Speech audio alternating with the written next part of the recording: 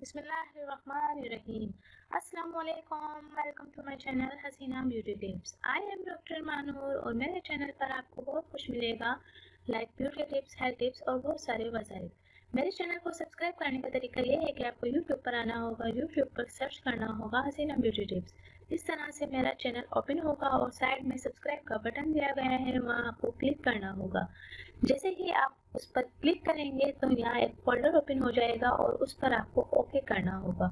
Okay पर click करेंगे तो यहाँ बेल आइकन्स बना हुआ आएगा और बेल आइकन्स पर क्लिक करेंगे तो एक और फोल्डर ओपन हो जाएगा और उस पर आपको ऑल लिखकर सेव करना होगा। इस तरह से मेरी हर वीडियो का नोटिफिकेशन आपको शुरू में ही मिल जाएगा और मेरी हर न्यू वीडियो आपको देखने को मिल जाएंगी। तो नाज़रीन, चलते हैं आज के टॉपिक की तरफ। आज का जो मेरा टॉपिक है वो